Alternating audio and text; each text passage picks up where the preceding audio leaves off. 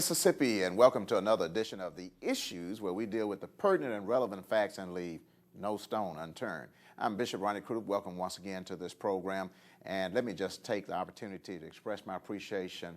It never fails. Boy, a lot of you come and tell me you watch The Issues. I appreciate that. Let me also take the opportunity to express our wonderful appreciation with this program. This is the 161st run program that we've done with The Issues without any reruns. And so we're here dealing with the issues of the community, and you're watching. Thank you so much for that. Othor Cain is back. Othor, good to see you, man. Good to see you, Doc. Thank you. Managing editor of the Mississippi Link newspaper, and helps me deal with the political stuff around here. There's a lot of it going on. So, Othor, we're glad you're here today. We're also very, very pleased to have the Sheriff of Hinds County, the Honorable Tyrone Lewis, with us. Sheriff, welcome back to The Issues. Glad to be here, both of you all. Well, we appreciate it, and of course, you're back now for the first time as the Sheriff. You were running last time, but it's great to have you here, and congratulations. Thank you so much, and I want to say thank you to the voters out there in the community as well. Well, great. Now, you've been in office now for 36 days, and so we want to come and talk about those because everybody wants to know what's going on, and there is a lot to talk about in terms of the sheriff's office. So give us some first impressions, kind of what's going on, and how do you see this thing? Well, we're still excited about where we are. Of course, by now the honeymoon is over. We said we wanted to have a short honeymoon, so we're up and running. We're at work. And we are committed to doing some of the things we said we were going to do on our platform. By now, hopefully, everyone has seen some of the things we said that we were going to do, but to increase visibility of deputies patrolling their areas, and particularly all four corners of Hinds County. And if they have not, then they will in the next 36 days when I come back. All right. Well, you've got about 900 square miles of territory you cover, which is huge, and trying to make presence in all of that. And that territory has to be a job just all by itself. I'm telling you. It is, but the thing about it, we bring a lot of experience to the table. We bring a lot of creativity to the table. And that's what we've done in the past. So we're going to take that same creativity that we had in the past to utilize with the Hinds County Sheriff Department. So far it's been working. We know that it's going to be a challenge working with the number of men and women that we have, along with the budget that we have. But we are up for the job, and so far so good. You know, Bishop, you said 36 days. I know to you it probably feels like 206 days at least, because you guys have been rolling since your administration took office. And, you know, I jokingly said to you and some others that I didn't even know the blue lights worked on the sheriff's cars because I had never seen them, man. Right. And, of course, I feel the impact of your administration already, and for that I am grateful. I would like to ask you, though, what do you consider your biggest challenge right now or within these last 36 days? Our biggest challenge is personnel. Personnel, being able to get people in place to do the job effectively. And that's why we had to come in and be creative enough to do what we said we were going to do, is work in partnership and develop relationship with other entities. And we've been reaching out, we've been doing that. We have to build our reserve department up in order to get that extra manpower out there along with the partnerships that we develop. By now you also should have seen the partnerships we developed with the surrounding counties. Rankin and Madison, as well as the DAs. So our biggest challenge is that. Our next biggest challenge is going to be a budget. We have to work off of a smaller budget than we're accustomed to. But again, we have put together enough staff that has the experience and the know-how in management and creative enough to work with small budgets to make sure that we can cover the county. And we talk about $21 million for the sheriff's budget, as opposed to when you were actually running JPD, about $38 million. That's correct. There's a big difference. Yeah. And larger territory to cover, and more people, population-wise, to service. Are people having to do double duties? Are people having to double up? No, we have not been able to. We have not doubled up. We have not been forced to do that as of yet. We've just been real creative about what we do and utilizing our manpower. Okay, we got to go to our first break, but we got a lot more to talk about. Viewers, stay with us.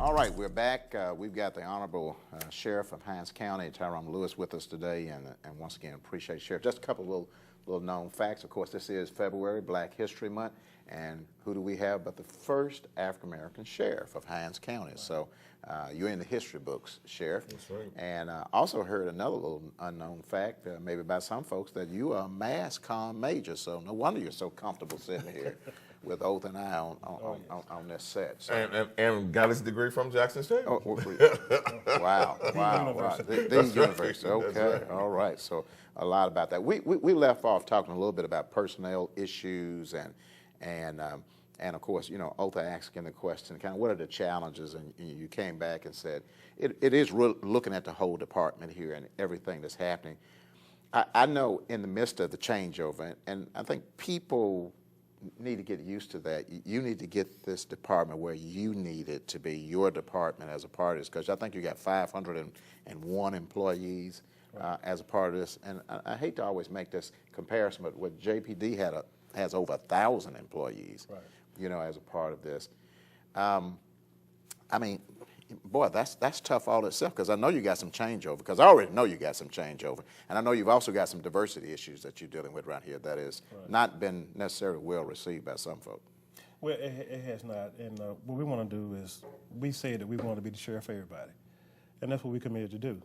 This county, if you look at it, is very diverse, and we want to make sure everybody that's here is represented, whether they are black, white, Indian descent, or Mexican.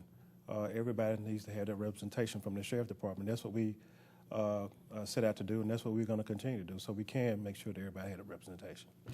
It always amazes me. You know, I remember years ago when we had very little, black folks had very little representation on the police department in Jackson. That was a big issue to have some representation, somebody that understood us and saw us. And it's always interesting now when we get in positions of power, we want to go back and do the same thing that was done to us. I agree. I think you ought to have some Hispanics, because there's a lot of them around here.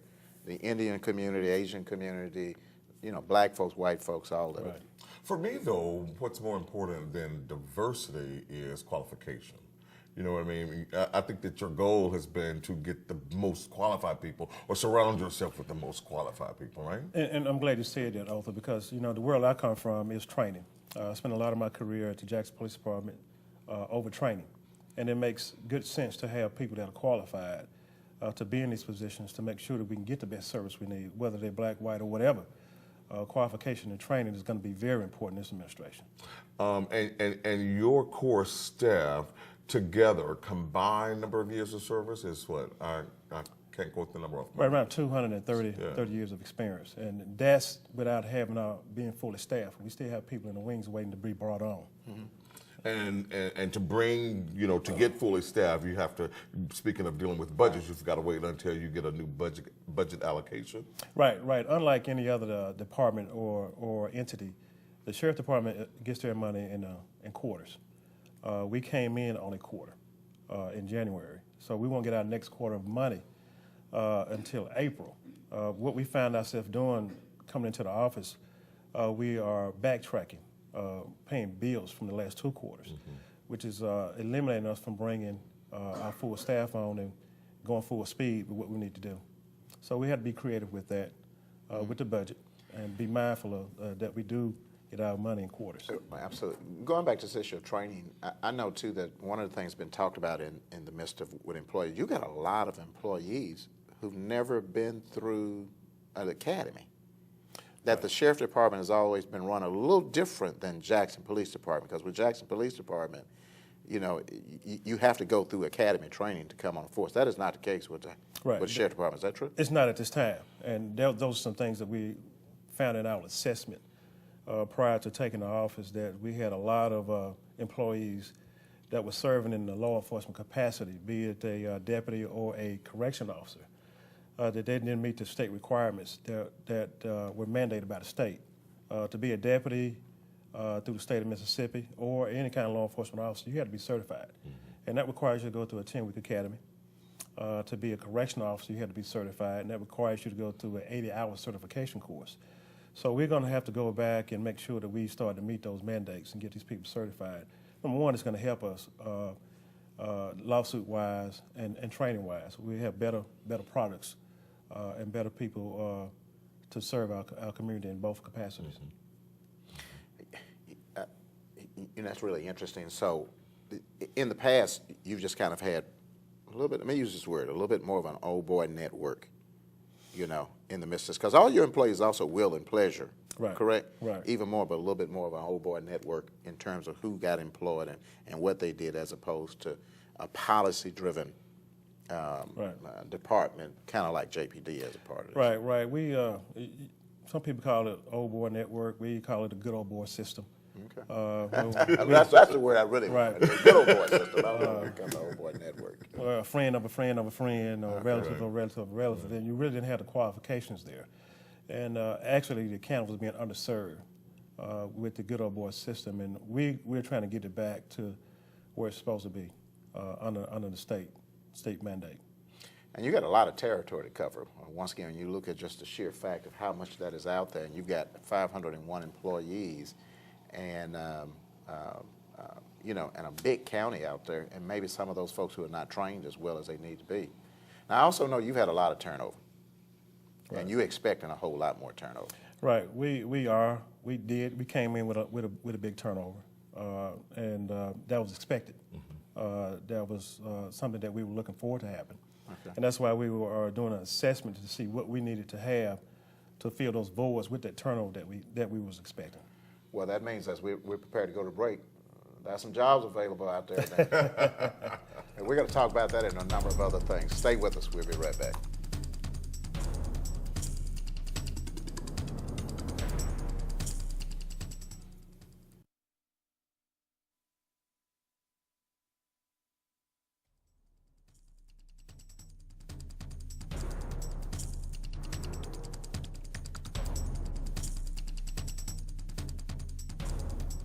All right, we're back. We've got the Honorable Sheriff Tyrone Lewis with us, and having a discussion about his first 36 days in office. And so, Othor, you had a question.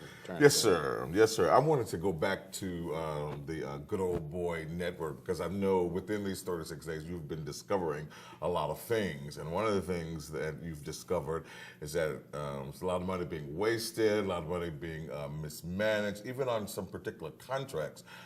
Your department or the county was not really benefiting as they should with certain vendors. Talk to us a little bit about that.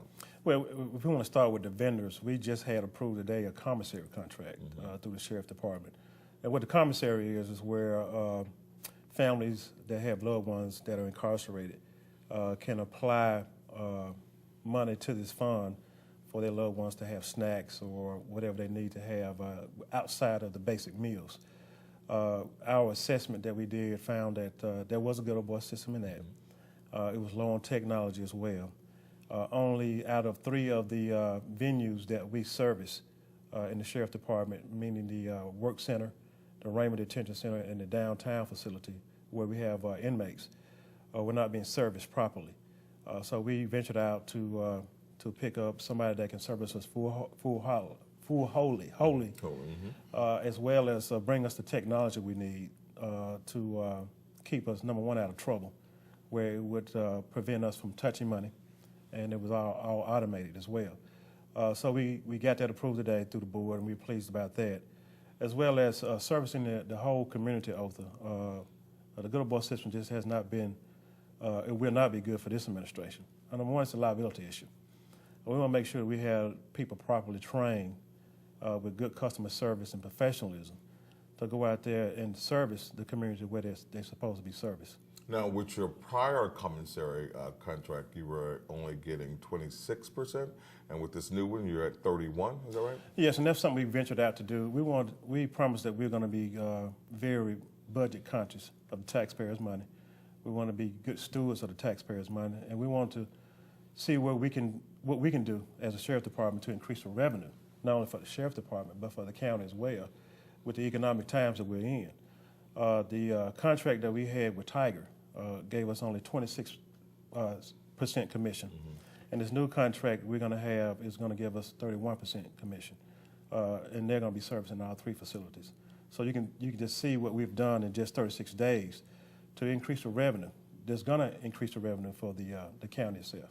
All right. And one more area along those same lines. I want you to talk to me a little bit about attorneys, because I know that you brought on two, and they are considered in-house, but you were not able to do anything with the outside attorney, some kind of insurance battle? Looking at the assessment, and keep in mind I keep saying assessment, we had an opportunity to do an assessment prior to taking office because of the primaries. So we started work right away to see what we need to do to get up and running. With all the lawsuits that the Sheriff Department had been involved with, we wanted to make sure that we can, again, be good stewards of the taxpayers' money without wasting money. And lawsuits was a big part of that. Dealing with the jail and dealing with the uncertified officers that we had, I figured that we needed two attorneys on board in-house. Number one to deal with all the issues at the jail, and the other one to deal with policies and procedures that we have within the department. Right. So that's working out pretty good. Right. It was just too much for one attorney to handle coming in like that. Also, there was an outside firm that handles all the lawsuits that are brought on with the Sheriff Department. I wanted to have some input in that because of my experience in law enforcement. I know how important it is to keep down lawsuits and work with somebody that I can work with, and I had the knowledge of to number one, make recommendations when they see these lawsuits come open, especially through the jail. They can make recommendations on training issues. Where are our weaknesses? What we need to fix so we can start being proactive instead of reactive. Of course, that still works in the making. Right now, it's a battle trying to get that done. There's somebody in place now. Hopefully, if it doesn't pass, this person that we have in place, that we can work closer with them to understand what we're trying to do, and them not just there to get a paycheck. But the person that's there now has been there for forever, right? Right. And is it true that the insurance company sent a letter to the Hinds County Board of Supervisors to say that we're not going to process any more claims, we're not going to do anything if there is a change in this outside attorney? Well, I have not seen that letter, Othor, but I understand that there was one sent, and if that's true, I have yet to see it.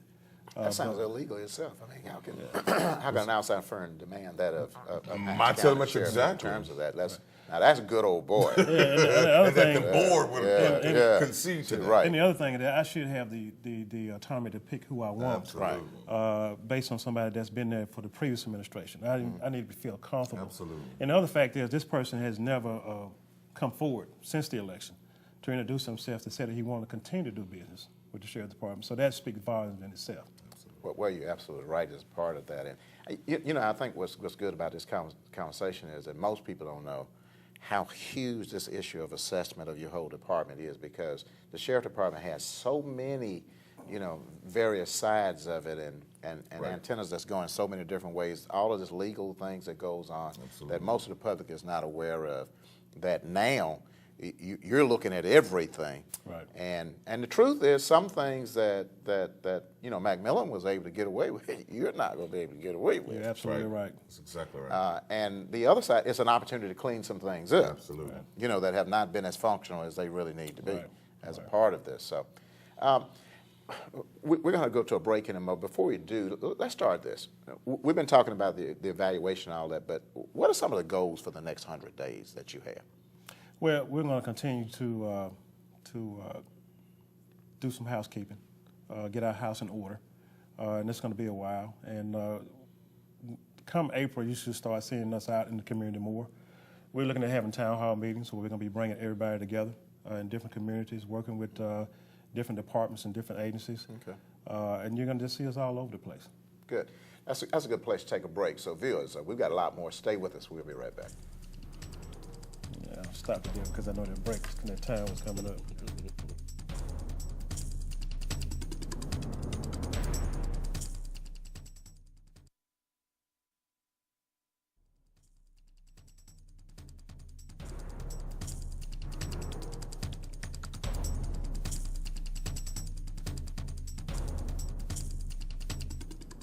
Okay, we're back, and we've got Sheriff Tyrone Lewis with us. And Sheriff, really appreciate you being here today. And I want to say, Ralph, we want to have you on, if you will, often, just kind of come in and do some updating of folks and things that are going on. Once again, 36 days in office, just a lot of work here around us that is going on. And we started talking about your first 100 days, and I want to go back to that in a moment. But if there are people out there who need to contact you or somebody in the sheriff's department, who are the folks that they need to talk to about that? We have our community service division up and running now. That's going to be our liaison to the community. It's going to consist of our crime prevention officers, our church watch programs, everything that's going to connect us to the community in whatever capacity, business or what have you. It's being headed up right now by Deputy Chief Perry Martin. And a lot of folks know Perry Martin from JPD, around a long time, and great guy. Officer friendly, very in tune, in contact with the community. And assisting him is Captain Joseph Daltrey, who's also a product of the Jackson Police Department.